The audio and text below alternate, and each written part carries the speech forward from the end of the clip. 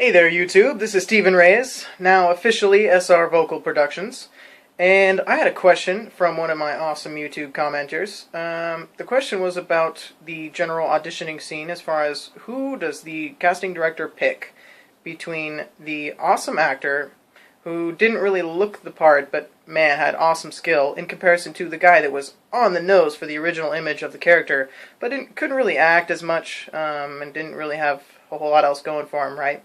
So here's the short version, and this is going to be a second, so bear with me. But as a producer, I would say, depending on the film, of course the budget would be different. If I was doing it for free, then I could pick whoever I wanted. But if it was $30 million and I needed someone who was reliable, bankable, and this is the key and the whole point of this video, and generally non-hassle, self-maintained, could do the gig. If I said, hey, here's a box of crayons, go, make something awesome, then he would do it.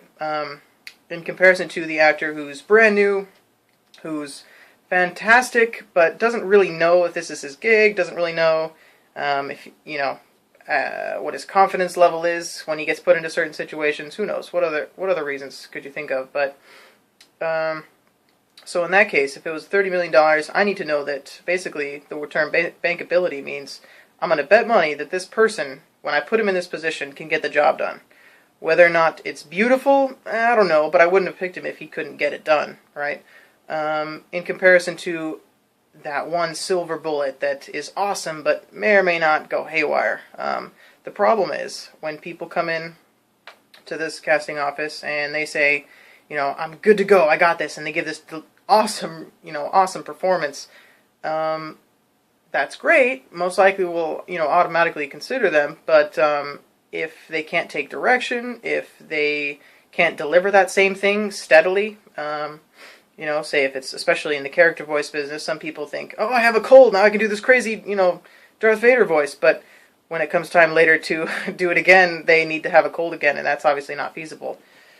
So, as a producer, I'd say time is money, and I'd pick the one who is reliable and bankable. Whether or not they had awesome talent, or that they had the awesome look for it is somewhat irrelevant, I think, depending on the situation, as long as I know they can get it done. In comparison to, as a director, I love creativity. I love seeing people and being able to work with them and mold these beautiful characters, but I don't really have that much time.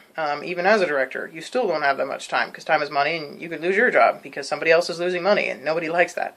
So, I think, in short, it depends on the situation, but overall, I'd say the dependable and for sure of the two auditioners I would probably go for.